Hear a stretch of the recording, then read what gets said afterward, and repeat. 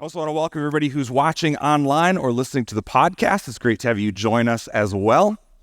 If it's your first time here or first time in a while, we are wrapping up a series we've been in ever since Easter called Tough Questions, which means if you're new, unfortunately, you've missed about 80% of the series so far.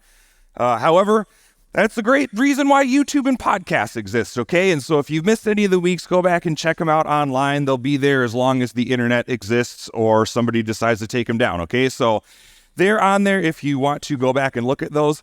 I also want to mention all of this series, these 30, 35-minute talks we've been doing are not nearly enough to cover all the details and nuances and get in depth with these questions. And so if you want to dive in more, if you want to research and study this yourself, we'd love to help point you in the right direction.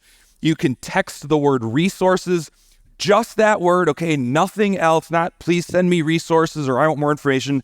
Just the word resources to this number right here. And then about 10 or 15 minutes, you'll receive an email back with some books you can buy, some podcasts you can listen to, YouTube channels you can subscribe to that all spend much more time than we're going to take on these topics as well as many others. And so if you want more resources, we'd love to help give you more resources. Now, if it is your first time here, if you've been here the entire series, if you've been a part of our church since the beginning or anywhere in between, today I really think is a fantastic day to be here because we are going to be answering the most important question. And not just the most important question of this series, really the most important question we can answer in life. And regardless of maybe what some of us have thought about the previous answers to this series, or, regardless of your political background, or regardless of your, church experience or lack of church experience, how you and I each answer this question is the most important decision that we will ever make. And the question that we're going to look at today is this: is Jesus the only way to God? Is Jesus the only way to God? Or basically, in other words, is Christianity true? Are there multiple ways to God? Is there only one way? How do we know? Is Jesus the one or isn't he? Now, this idea right here, this is admittedly probably the biggest pushback and criticism of Christianity that has ever existed. The belief that there is only one way to be with God, one way to be right with God, is extremely narrow-minded in comparison to kind of the universalism of our world, And I think let's just call a spade a spade. The Christian belief that there is only one way to be right with God is extremely exclusive. It's also the most inclusive thing ever. We'll talk about that in a little bit, but it is by definition extremely exclusive. And I think for many people in our world, maybe even some of you watching online, I think we just have some serious questions about this. Like, wait, how can you say there's only one way? With all the other belief systems in the world, with all the other faiths in the world, with all of the other people that exist in the world and have existed throughout history, how can there be only one way to God? Our world just kind of buys into and is pushing this, well, all religions kind of lead to God. This pluralism, everybody gets there in the end sort of idea, because this is just far too narrow. And because that's the way the world thinks and our culture kind of operates, this is even starting to become the way that many Christians think as well. There's a study done in 2022 that found that 56% of professing evangelical Christians thought that Jesus was one of many ways to get to God. 2 years ago, 56% of Christians thought there were many ways to get to God. The universalism that we see in the world is everywhere, including the Christian church. And yet, when we look at the texts and the writings that we find in the Bible, we see a completely different picture. That Christianity, the message of Christianity has always been, there is but one way to be right with God. The book of Acts in the New Testament is kind of a chronicle, a historical kind of document explaining how the early church got started. Jesus had his little kind of crew of people, but then how did this movement called Christianity get off the ground and spread all over the Mediterranean. Acts tells us about that. And all throughout Acts, we see that Jesus is the only way. Towards the beginning of Acts, we read this. Peter is speaking to a crowd of religious people. He says, there's salvation right with God in no one else. God has given no other name under heaven by which we must be saved. Very clear. The message of Christianity, there's one way. Skip forward a couple more chapters. Peter is speaking again. He says this, he, talking about God, he ordered us to preach everywhere and to testify that Jesus is the one appointed by God to be the judge of all, the living and the dead. He is the one. There's nobody else. All the prophets testified about, saying that everyone who believes in him will have their sins forgiven through his name. And honestly, we could read verse after verse. I don't want to read through the whole New Testament with you guys this morning, but we honestly could. There are so many verses we could read. It is impossible to miss that the message of Christianity is there is one way. The message that Christians have promoted throughout time, that have preached about and said throughout time, is one of the boldest claims in human history. There's only one way to be right with God. But why should you and I believe that? Why should we believe there's only one way? Why should we believe the claim of Christianity? I mean, anybody can get up and say, I'm the way to God, right? Jesus said that, but other people could too. In fact, lots of religious leaders have over the years. Why should we believe? Why should we believe? I mean, lots of fundamentalist religious people could say, oh, my leader is the one to get there. You got to follow. Why is it that you and I should believe Christianity versus another faith system or another belief system? And I think to me, it's all because of one thing, the resurrection. The resurrection of Jesus Christ is the foundation on which all of Christianity is built. And so we're thinking about the question, is Jesus the only way to be with God? I think we need to ask another question before that. And the other question is, did Jesus rise from the dead? Did Jesus really rise from the dead? Because once we answer this one, the first question will be much easier to answer. William Lane Craig is one of the world's most renowned living Christian philosophers. And he says about this topic, he says, if Jesus rose from the dead, then his claims are vindicated and our Christian hope is sure. But if Jesus did not rise from the dead, well, then who cares? Our faith is futile and we fall back into despair.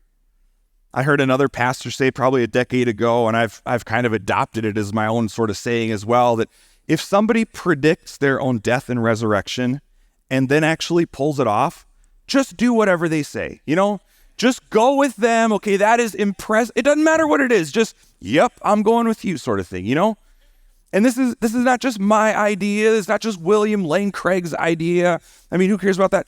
We find the same sort of honest conclusion right in the sacred Christian text as well, in the Bible. Paul writes to the Corinthians, if Christ has not been raised, then all our preaching is useless and your faith is useless.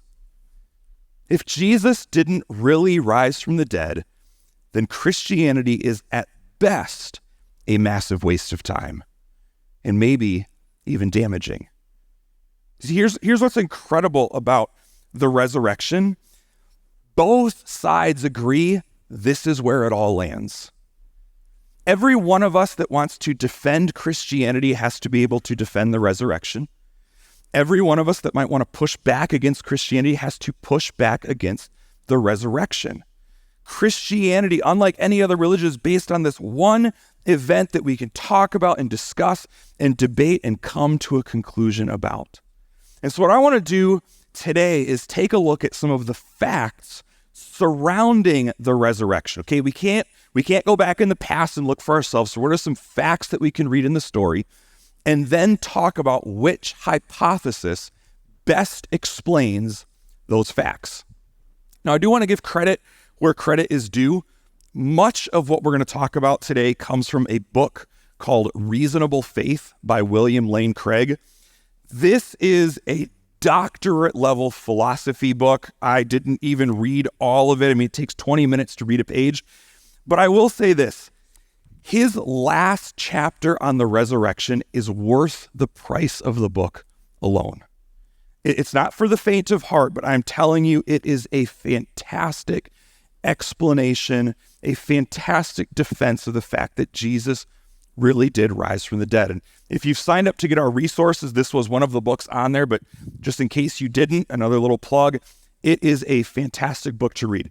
But in this book, and as you look at what we read in the 4 gospel accounts, there are basically 3 different facts about the resurrection to explain: the empty tomb, Jesus's post-mortem appearances, and then finally, how do you explain the birth of Christianity?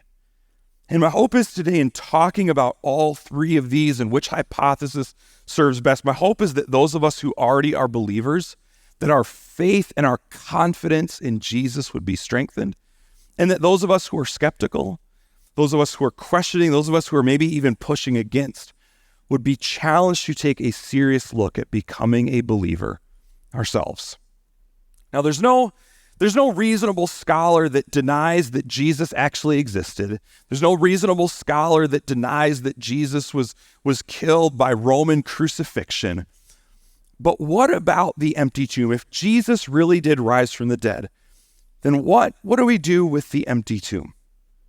I know it's become more and more common. There's a relatively recent theory out there to suggest that maybe Jesus wasn't buried in a tomb. People think that he was just kind of thrown into a mass grave. Now, this is a relatively new thing. Like I said, it's basically the thought process of one person who admittedly has very little knowledge of ancient burial rituals. He kind of came up with this thought, sitting, for a few months trying to write a book. But there's some problems with the idea of Jesus being buried in a mass grave. It is true that most crucifixion victims were not given proper burials, but that doesn't mean that that was the case in all circumstances. We know that even Jewish people were given proper burial rites, or the ability to have proper burial rites, by the Romans until about the mid to late 60s AD. We've even found, archaeologists have discovered the remains of 2 different crucified people in private tombs, in private graves, which is astounding because if we found 2, that means this was a much more common practice. I mean, remains deteriorate or get moved, and it's incredibly difficult to find remains that show crucifixion. One of the remains we found has a nail still through the heel and dates back to about the mid-20s AD, or just about a decade before Jesus was crucified himself. Additionally, any sort of writing where, from the ancient world that after people were crucified, they were thrown into mass graves, the earliest we can find that is from a document that's about 200 years after Jesus was crucified. And so the idea of Jesus being just thrown into a mass grave, and that's why there was an empty tomb, honestly kind of seems like something that skeptics use to just not deal with the problem of the empty tomb. It's a highly unsupported claim and has almost zero textual evidence to support it. The reality is Jesus was buried in a tomb. And you and I, we can come to that conclusion not from faith, but from logic. You see, if Jesus was buried in a tomb, that location would have been well known to everybody, including people loyal to Jesus and people who were against Jesus. The disciples themselves would have never become believers if his body was still there, or if they tried to pull something that, he was actually put in a mass grave and look, the tomb is, everybody would have known. Not only would the disciples not have become believers, but nobody would have believed their message. Their message, pardon the pun, would have been dead on arrival. Nobody would have bought into that idea. The reality is that the belief in Jesus rising from the dead started and flourished in the very city that he was crucified. The empty tomb was real. In addition, when we look at the empty tomb, we can see the Jewish religious leaders, kind of their response to this happening. These were the very people that were behind Jesus being crucified in the first place. They hated this new movement. They wanted to stomp it out. They viewed it as a cult that needed to be destroyed. And so how did they respond when the disciples claimed Jesus rose from the dead, they didn't deny the empty tomb. Their response was different, and Matthew tells us what it is. That a meeting with the elders was called, and they decided to give the soldiers who were on guard at the tomb, a large bribe. They told the soldiers, "You must say, okay, go tell everybody, Jesus' disciples came during the night while we were sleeping, and they stole his body. If the governor hears about it, we'll stand up for you so you won't get in trouble." And so the guards accepted the bribe and said what they were told to say. And Matthew says, I love this last part. Matthew says, their story spread widely among the Jews, and they still tell it today. To me, this is Matthew saying in his writing, in his gospel account, if you don't believe me about this, go check. Go investigate this yourself. The Jewish religious elite people who hated Jesus the most, their response to the claim that Jesus rose from the dead wasn't to deny an empty tomb, because it was undeniable.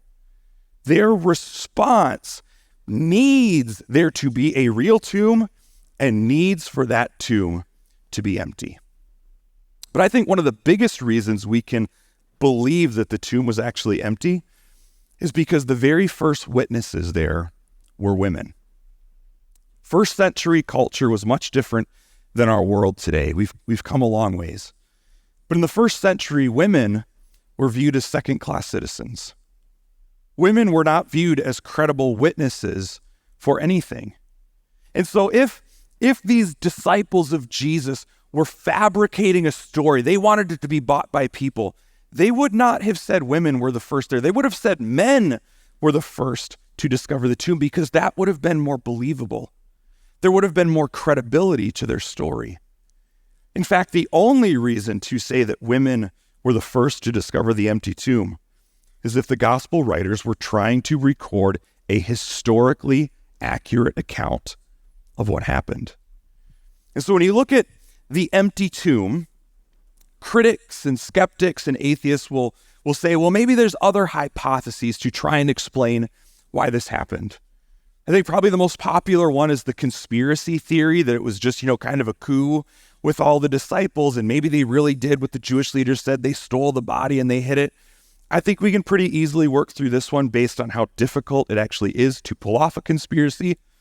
But more than anything else, the fact that not one person ever recanted their story. People will go to death if what they believe is, if they believe that what they believe is true. But if they know it's false, if they know they made it up, there's no way to have a unanimous story throughout all time, even throughout the original disciples. And so we can push away the conspiracy idea. Other people think that, well, maybe there's an empty tomb because Jesus wasn't really dead. He was just unconscious or something. Honestly, I think that one's laughable when you consider the amount of physical torture that he went through leading up to his crucifixion. And the other main theory that's floated is, well, maybe the women got lost in the night and they showed up at the wrong tomb. Maybe they didn't know where they were going. But again, what does that say about all the other disciples who went to view it themselves? What does that say about the fact that the tomb was well known by everybody? The reality is there's no other hypothesis that best explains the empty tomb other than the one that Christians have said for years, that Jesus really did rise from the dead.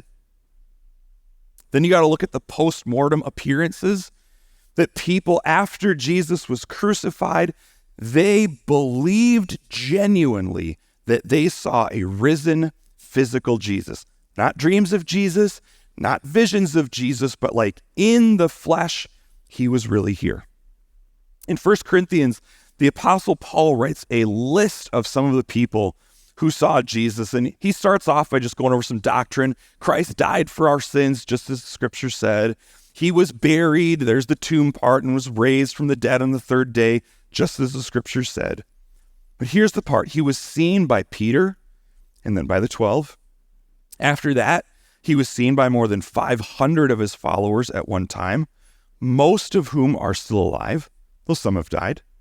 Then he was seen by James, and later by all the apostles.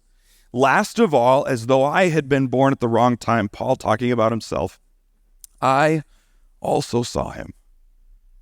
This list right here is incredible. And maybe for some of us, if we're a skeptic or we push back against it, maybe we say, well, you Christians, you have to believe it. The Bible said so. No, we don't have to believe this just because the Bible says so. Again, we can use logic and critical thinking and look at what this means. When Paul says that 500 people saw Jesus at once, I love that he says most of them are still alive. Or in other words, if you don't believe me, go ask. His original audience, he was giving them an invitation. You explore the evidence. Just because I'm writing it down in a letter doesn't mean you got to believe. If you don't think this is true, he was giving an invitation to say, you go find it, you go ask, you go hear their stories, you go find out whether you think they saw Jesus or not. Why else would you put that in? This is like a fail-safe check built into this letter. I think another reason that we can believe that people really did have these post-mortem appearances of Jesus and experiences with him is from his half-brother James. Now, I want us to think about this for a minute, because sometimes maybe we just read this and we move by it, but try and put yourself in James's shoes, the stepbrother of Jesus. Here's this guy that you have lived with your entire life, okay? You've eaten with him, you've worked with him, you've traveled with him, you've done all sorts of things with him, and then he turns 30 and you think he goes nuts. He starts claiming to be the Son of God. He starts saying all these wacky things about what he came to do and starts gathering this crowd of people, and your brother goes off all over the region and starts having TED Talks on the side of mountains, right? If we were in his shoes, we would all think the same thing James has done. My brother's gone out to lunch. I don't know what's wrong with him, And the reality is that James, nor any of his younger brothers, were followers of Jesus prior to his crucifixion. But I want you to think about something for a moment. What would it take for you to believe that your stepbrother was the Son of God? Probably rising from the dead. I'm not sure there's much of anything else that would convince me my sibling was divine, sort of thing. Like, I think that's a total. And here's the thing. When James had this post-mortem appearance, holy moly, Jesus, you're back. You know what? It transformed his entire life. He became a dedicated follower. He became a leader of this Christian movement, the leader of the church in Jerusalem, and even died for his faith in his stepbrother. James is incredible evidence to show that the post-mortem appearances were real and happened. And then you've got Paul. He includes himself at the end. Here was a guy that before becoming a Christian himself was trying to stomp out Christianity, was doing everything he could, was going around the region, arresting believers and even standing there as they were martyred for their faith. Paul had everything going for him. Good job, good influence, good place in society, climbing the religious ladder. His life was as awesome as you could get. And yet he trades it all in for a life of pain and suffering and shipwrecks and beatings and imprisonments. Why? Because he believed he saw the risen Jesus. There's no scholar that denies, believing Christian scholars and unbelieving scholars. Nobody denies the fact that followers of Jesus genuinely believed that they saw him alive again. The question is, why? Why did they believe that? What hypothesis best answers that question? And really, the only thing that critics have been able to come up with is that they hallucinated, that it was some sort of psychological trick. But in Reasonable Faith, William Lane Craig says this: Jesus appeared not just one time, but many times. Not just at one locale and circumstance, but at a variety of places and circumstances. Not just to one individual, but to different persons. Not just to individuals, but various groups. Not just to believers, but to unbelievers and even enemies. And he says those who would explain the resurrection appearances psychologically. If you want to say it's hallucinations or dreams or all those sorts of things, that they are compelled to construct a composite picture by cobbling together different unrelated cases of hallucinatory experiences, which only serves to underline the fact that there is nothing like the resurrection appearances in the psychological casebooks. Or basically, in other words, the hallucination theory is more far-fetched than the one Christians have posed all along, that Jesus really did rise from the dead. There's no other way to explain his postmortem appearances, and even once you take these hypotheses outside of the realm of one of these to explain the other ones, resurrection is the best explanation. And then finally, we have to explain how this Christianity thing even got started. Where did this belief in the resurrection come from? How do we account for Christianity as it exists in our world today? The Jewish people, these first century people who first became Christians, they were looking for a Messiah. They were looking, a Messiah in Jewish culture was like, if you've ever watched Lord of the Rings, Return of the King, and Aragorn is getting crowned, and it's this big pomp. It's like that was the picture for first century Jewish people. A Messiah was this triumphant person that was going to ride in after defeating all the enemies and was going to rule and reign and sort of thing. That was their view of a Messiah. And they believed Jesus was that until he was captured by his enemies. A Messiah that's captured by his enemies, a Messiah that's humiliated by their enemies, a Messiah that's killed by their enemies. That's not really a Messiah. You and I, we can't even begin to understand how big of a blow it was to the disciples' faith when they saw Jesus killed. So what changed? Well, their belief that he rose again. This belief that he didn't stay dead, but rose in victory. And this belief spread everywhere. People will try to say that, the things that we know about Christianity, kind of even the story of Jesus' life, death, and resurrection.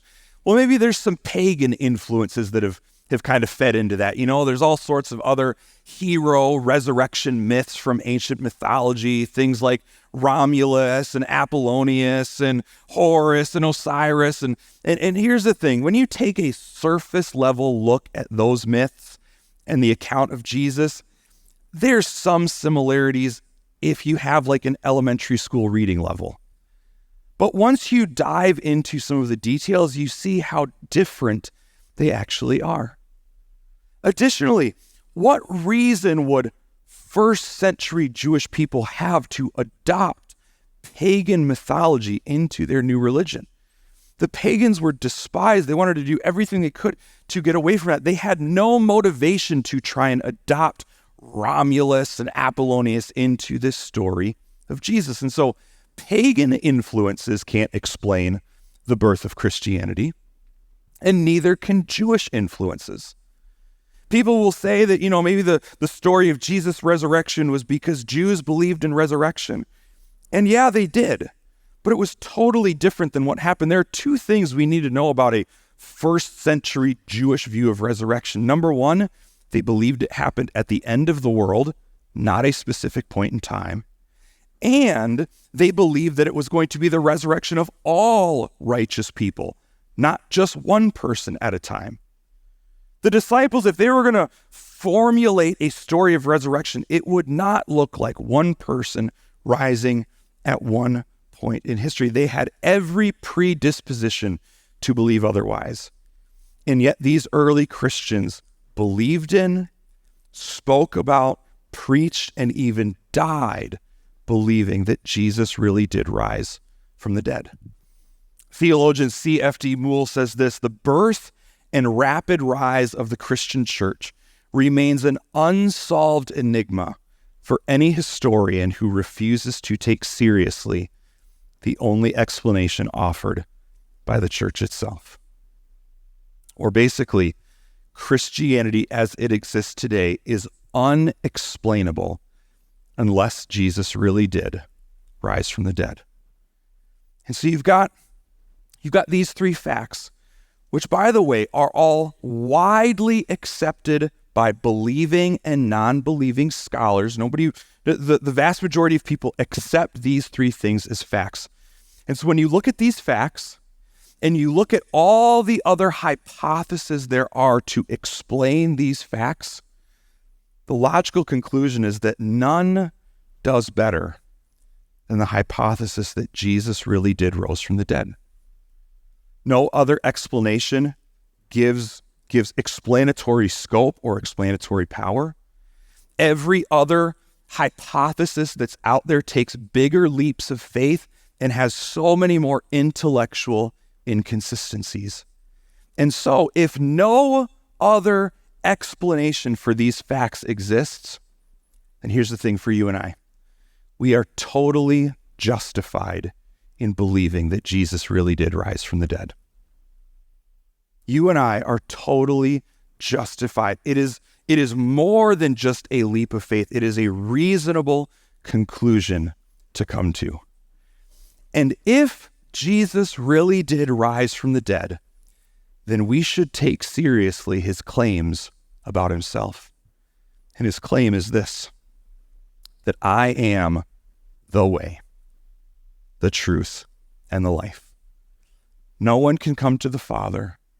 No one can go to heaven when they die. No one can be right with God now except through me. You and I, those of us who are Christians, we can make a logical, thoughtful, intellectual decision. Jesus, I believe you are the way for me to be right with God.